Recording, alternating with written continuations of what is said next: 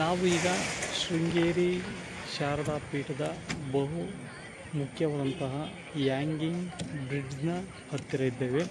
ಇದನ್ನು ನೋಡಬಹುದು. ನದಿಗೆ ಅಡ್ಡಲಾಗಿ ಸೇತುವೆ ರೂಪದಲ್ಲಿ ಈ ಒಂದು ಹ್ಯಾಂಗಿಂಗ್ ಬ್ರಿಡ್ಜನ್ನು ಕಟ್ಟಲಾಗಿದೆ. ಸಂಪೂರ್ಣವಾಗಿ ಉಕ್ಕಿನಿಂದ ನಿರ್ಮಾಣ ಮಾಡಲಾಗಿದ್ದು ಇದನ್ನು ನೋಡಬಹುದು. ಮಧ್ಯದಲ್ಲಿ ರೂಪ್ ವೇಗಳನ್ನು ಸಹ ಹಾಕಲಾಗಿದೆ. ಸಾರ್ವಜನಿಕರು ಯಾವುದೇ ಕಾರಣಕ್ಕೂ ಕೆಳಗಡೆ ಬೇರಬಾರದೆನ್ನುವ ದೃಷ್ಟಿಯಿಂದ ರೂಪ್ ವೇಯನ್ನು ಹಾಕಲಾಗಿದೆ. ಹಾಗಾದರೆ ಈ ಹ್ಯಾಂಗಿಂಗ್ ಬ್ರಿಡ್ಜ್ನ ವೈಶಿಷ್ಟ್ಯ ಏನು ಎಂಬುದನ್ನು ತಿಳಿಯೋಣ ಬನ್ನಿ.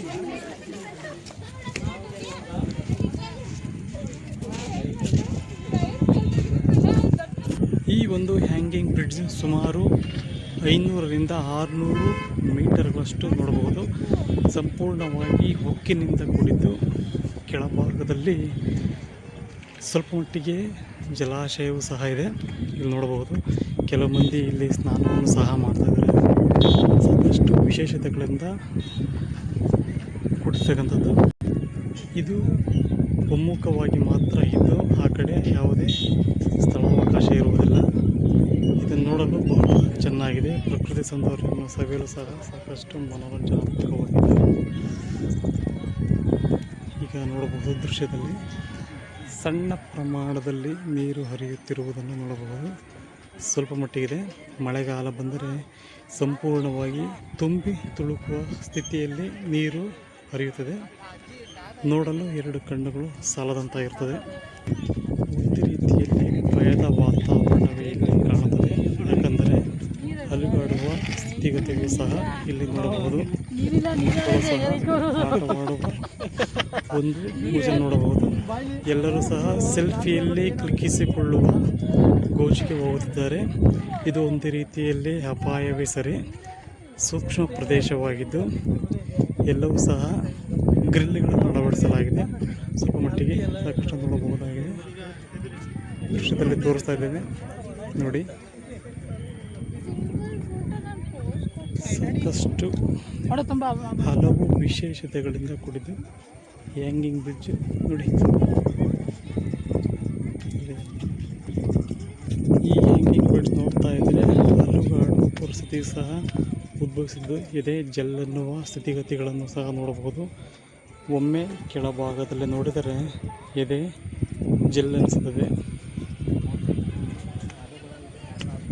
ಕೇವಲ ಮನುಷ್ಯರ ಓಡಾಟಕ್ಕೆ ಮಾತ್ರ ಇದನ್ನು ಬಳಸಲಾಗುತ್ತಿದ್ದು ವಾಹನಗಳು ಯಾವುದೇ ವ್ಯಕ್ತಿಯನ್ನು ಬಳಸಲು ಸಾಧ್ಯವಾಗುತ್ತಿಲ್ಲ. ಸುತ್ತುವರೆದು ಬರಬಹುದಾಗಿದೆ.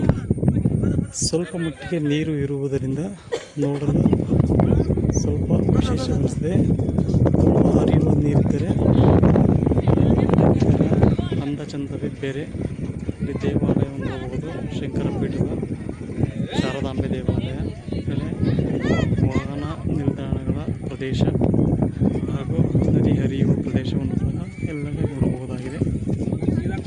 ಇಲ್ಲಿ ಸಾಕೊಂದಿಷ್ಟು ಹ್ಯಾಂಗಿಂಗ್ ಬ್ರಿಡ್ಜ್ನ ವಿಶೇಷತೆಗಳು ಹಾಗೂ ಅದರ ಸಾಮರ್ಥ್ಯದ ಬಗ್ಗೆ ಒಂದಿಷ್ಟು ಬರೆಯಲಾಗಿದೆ. ಆದರೂ ಸಹ ಇಲ್ಲಿನ ಕಿಡಿಗೇಡಿ ಹುಡುಗರು ಅದನ್ನು ಅಳಿಸಿ ಹಾಕುವಂತಹ ಪ್ರಯತ್ನವನ್ನು ಮಾಡಿದ್ದಾರೆ.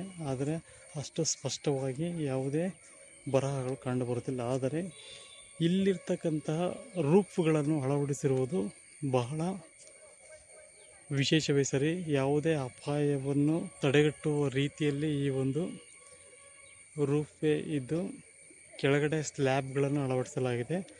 ಪಕ್ಕದಲ್ಲಿ ಒಂದು ರೀತಿಯಲ್ಲಿ ಗ್ರಿಲ್ಗಳನ್ನು ಅಳವಡಿಸಿರುವುದು ಅಪಾಯವನ್ನು ತಡೆಗಟ್ಟುವ ಒಂದು ವಿವರಣೆಯಾಗಿದೆ. ಈ ಬ್ರಿಡ್ಜ್ನಿಂದ ಆಚೆಗೆ ಮಲೆಗಳನ್ನು ಸಹ ನೋಡಬಹುದು. ಈ ಕಡೆಗೆ ಕಾಲ್ನಡಿಗೆ ದಾರಿಗೆ ಇದ್ದು ಯಾವುದೇ ವಾಹನಗಳಿಗೆ ಪ್ರವೇಶ ನಿರ್ಬಂಧಿಸಲಾಗಿದೆ. ಇಲ್ಲೊಂದು ಹಳ್ಳಿಯನ್ನು ಸಹ ಚಿಕ್ಕ ಹಳ್ಳಿಯನ್ನು ಸಹ ನೋಡಬಹುದು. ಇಲ್ಲಿ ಊರನ್ನು ಸಹ ಇರಲಾಗಿದೆ. ಇಲ್ಲಿನ ಮಲೆನಾಡಿನ ವಿಶಿಷ್ಟವೇನೆಂದರೆ 1-2 ಮನೆಗಳಿರುವುದೇ ಒಂದು ರೀತಿಯಲ್ಲಿಂತಹ ಒಂದು ಊರು ಎನ್ನಬಹುದು. ಇಲ್ಲಿ ಮಲೆನಾಡಿನ ವೈಶಿಷ್ಟ್ಯ ಇದು. ಅದೇ ರೀತಿ ಇಲ್ಲೊಂದು ಮನೆಗಳನ್ನು ನೋಡಬಹುದು. ಇನ್ನು ಸಾಕಷ್ಟು ಮಂದಿ ಸಾರ್ವಜನಿಕರು ಹಾಗೂ ಭಕ್ತರು ಈ ಒಂದು ಸೇತುವೆ ಮೇಲೆ ಸಂಚಾರ ಮಾಡಿ ಅದರ ಅನುಭವವನ್ನು ಪಡೆಯುತ್ತಿರುವುದನ್ನು ಎಲ್ಲೆಡೆ ನೋಡಬಹುದು. ನೋಡಿ ಸಾರ್ವಜನಿಕರು ಯಾವ ರೀತಿಯಲ್ಲಿ ಇದ್ದಾರೆ ಅಂತಕ್ಕಂಥದ್ದು. ಮುಗುಳ್ನಿಗೆ ಬರ್ತಿದ್ದಾರೆ. ಅವರ ಸೌಂದರ್ಯವನ್ನು ಸವಿತಿರುವುದನ್ನು ನೋಡಬಹುದು. ಇದರ ಕೂಗಳತೆಯೇ ದೂರದಲ್ಲಿ ಒಂದು ಬ್ರಿಡ್ಜ್ ಇದ್ದು ಅದನ್ನು ಸಿಮೆಂಟ್ ಮೂಲಕ ನಿರ್ಮಾಣ ಮಾಡಲಾಗಿದೆ. ಅಲ್ಲಿ ಗುರುಗಳ ನಿವಾಸಕ್ಕೆ ಹೋಗುವಂತಹ ದಾರಿ ಮಾಡಲಾಗಿದ್ದು ಅಲ್ಲಿ ಸಾರ್ವಜನಿಕರಿಗೂ ಸಹ ಪ್ರವೇಶವನ್ನು ಮಾಡಲಾಗಿದೆ. ಇನ್ನು ಕೆಳಭಾಗದಲ್ಲಿ ಬೃಹದಾಕಾರಂತಹ ಮೀನುಗಳನ್ನು ಸಹ ಇಲ್ಲಿ ನೋಡಬಹುದಾಗಿದೆ. ಇದು ಈ ದೇವಸ್ಥಾನದ ಹಾಗೂ ಸುತ್ತಮುತ್ತಲಿನಲ್ಲಿರುವ ವೈಶಿಷ್ಟ್ಯಗಳ ಮಹಾ ವರ್ಣವೇ ಸರಿ.